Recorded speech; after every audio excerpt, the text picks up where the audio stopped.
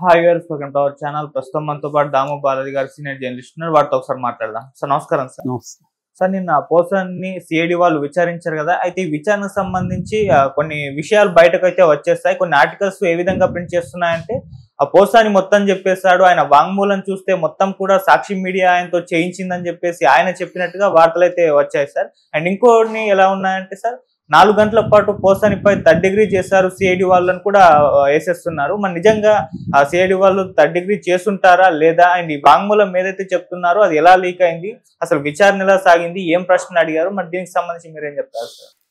నిన్న మన AP CID Posani కృష్ణమురళిని దాదాపు 4 గంటల పాటు విచారించారని చెప్తున్నారు. మార్నింగ్ 11కి స్టార్ట్ అయ్యి సో మధ్యలో బ్రేక్ ఇచ్చి ఈవినింగ్ వరకు చేశారు. సో 1 డే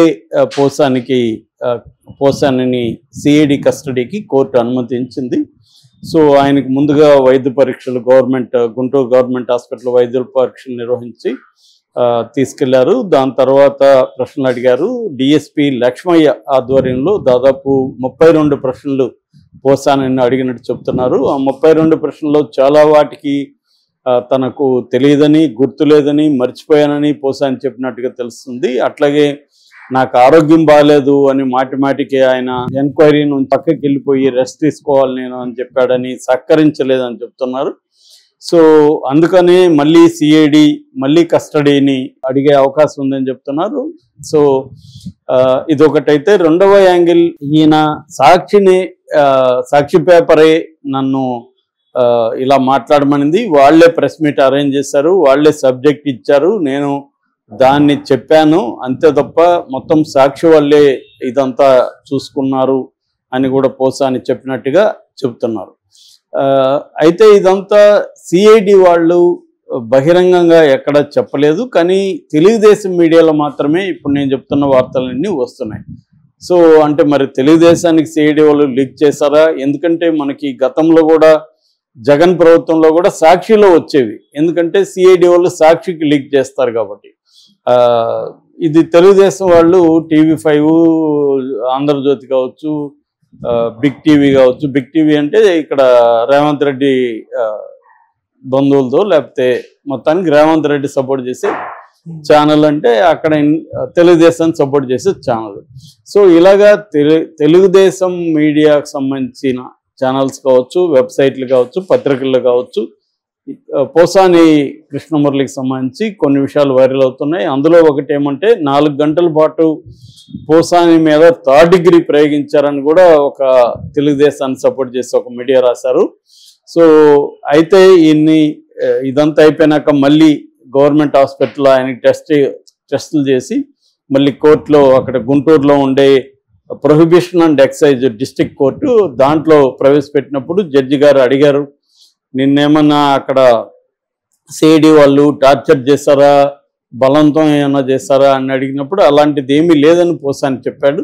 నిజానికి టార్చర్ చేస్తుంటే పోసాని ఖచ్చితంగా కోర్టులో చెప్పిండేవాడే, ఎందుకంటే గతంలో కూడా సిఐడి రఘురామకృష్ణరాజుని టార్చర్ చేశారన్న ఆరోపణలు వచ్చాయి. సో అందువల్ల ఇప్పుడు సిఐడి అంటేనే చాలామందికి భయం వచ్చే అవకాశం ఉంది, మనల్ని కూడా కొడతారేమో అని. ఎందుకంటే అవన్నీ ఏండ్ల తరబడి తేలవు, ఒకవేళ కొట్టినా కూడా తేలవు. నేను చాలాసార్లు చెప్పాను, పోలీసులు టార్చర్ చేయడం అనేది వెరీ వెరీ కామన్. దాని మీద అనేక సినిమాలు వచ్చాయి మనకి, ముఖ్యంగా తమిళ్లో విచారణ కావచ్చు, జై భీమ్ కావచ్చు, అలాంటి సినిమాలు వచ్చాయి. ఇంకా తెలుగులో చాలా కమర్షియల్ సినిమాలో గ్రేట్ లాగా చూపిస్తూ ఉంటారు. హీరో కాపు ఉంటే వాళ్ళు చితక్ కొడుతుంటాడు, అసలు పోలీస్ స్టేషన్లో కాదు ఎక్కడంటే అక్కడ కొడుతుంటారు, అదంతా కూడా గ్రేట్ అన్నట్టుగా మన వాళ్ళు చూపిస్తారు. కనీసం విచారణ, జై భీమ్ లాంటి తమిళ సినిమాల్లో ఇది తప్పని చూపించారు, కొట్టే హక్కు లేదు. నేను ఒక చాలా పాపులర్ డైరెక్టర్ ఒకసారి నేను ఇంటర్వ్యూ చేసినప్పుడు ఆయన సినిమాలో ఇలాంటిది కొట్టేది ఉంటే నేను అడిగాను, సార్ కొట్టడం కరెక్ట్ కాదు కదా లీగల్గా అంటే, అది నా విషయం నాకు తెలియదు అన్నాడు ఆయన. అప్పుడు నేను షాక్ అయ్యాను, అంటే లీగల్గా లా ఏం చెప్తుందో కూడా తెలియకుండా సినిమాలు తీస్తున్నారని. అలాగే చాలామంది డైరెక్టర్లు ఉన్నారు. సో వాళ్ళకి లా ఏం చెప్తుంది, ఒక వ్యక్తిని అరెస్ట్ చేసినప్పుడు ఆ వ్యక్తిని పోలీసులు ఎలా ట్రీట్ చేయాలి అవి కూడా తెలియదు. ఎందుకంటే కొట్టడం సహజం అని నమ్మేవాళ్ళు ఉన్నారు, కొట్టకుండా పోతే నిజం ఎలా చెప్తాడని అడిగేవాళ్ళు కూడా ఉన్నారు. అలాంటి వాడిని వాడికి వస్తే కానీ తెలియదు అనమాట అప్పుడు. సో రెండోది ఏంది, పెద్ద వాళ్ళని ఎందుకు కొట్టరు, ఒక జగన్ ఎందుకు కొట్టరు, లేకపోతే చంద్రబాబుని ఎందుకు కొట్టరు? వాళ్ళని అరెస్టులు చేసినప్పుడు మాత్రం చుట్టూ లాయర్లు, సుప్రీంకోర్టు అడ్వకేట్లు, వాళ్ళ వ్యవహారాలు వేరే ఉంటాయి. వాళ్ళని కూడా కొట్టచ్చు కదా. స్కిల్ డెవలప్మెంట్లో ఎంత డబ్బులు నీకు ముట్టాయని చంద్రబాబుని కొట్టచ్చు. జగన్ని నీకు ఫిట్ ప్రోక్ ఎక్కడెక్కడ జరిగింది, ఎవరు ఇచ్చారు చెప్పు అని కొట్టచ్చు కదా. జగన్ కూడా ఎందుకు కొట్టరు? సో కాబట్టి ఏంటంటే కామన్ పీపుల్ని, ముఖ్యంగా దళితులు, బీసీలు, మైనారిటీలు, గిరిజనులు ఇలాంటి వాళ్ళని, ఎందుకంటే బలహీన వర్గాలంటే వీళ్ళు ప్రధానంగా, వీళ్ళని తీసుకెళ్ళి పోలీసులు కొడతారు. పోలీసులు కూడా డబ్బున్న వాళ్ళని, పరపతున్న వాళ్ళని కొట్టడం అనేది వెరీ వెరీ రేర్. కాకపోతే ఏంటంటే ప్రతిపక్ష నాయకుల్ని కొట్టడం ఈ మధ్యకాలంలో పెరిగింది.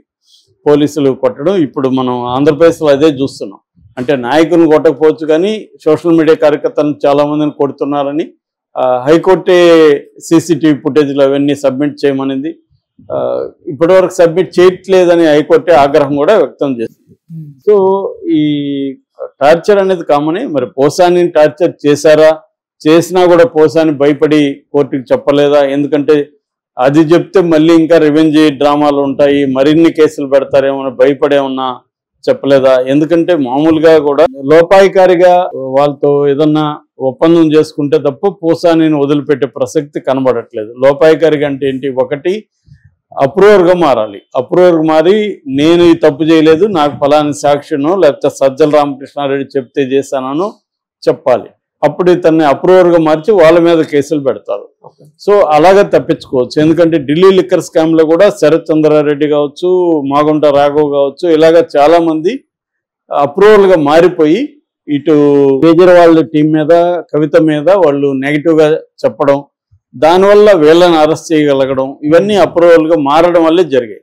సో అలా జరిగే అవకాశం ఉంది. పోసాని కానీ అప్రూవల్గా మారిపోతే ఆయనకి ఈ కేసుల నుంచి ఇమ్మీడియట్గా విముక్తి దొరుకుతుంది. మారకుండా గవర్నమెంట్కి యాంటీగా ఆయన మాట్లాడడం మొదలు పెడితే ఇబ్బంది. అందుకని పోసాని ఎక్కడ కూడా గవర్నమెంట్కి యాంటీగా మాట్లాడట్లేదు. పోసాని భార్య కానీ వాళ్ళ పిల్లలు కానీ ఎక్కడా వచ్చి ఇది అన్యాయము, గవర్నమెంట్కి మమ్మల్ని వేధిస్తుందని ఎక్కడ చెప్పట్లేదు. ఆ రోజు అరెస్ట్ అయినప్పుడు మాట్లాడడం తప్ప తర్వాత ఇప్పటి వరకు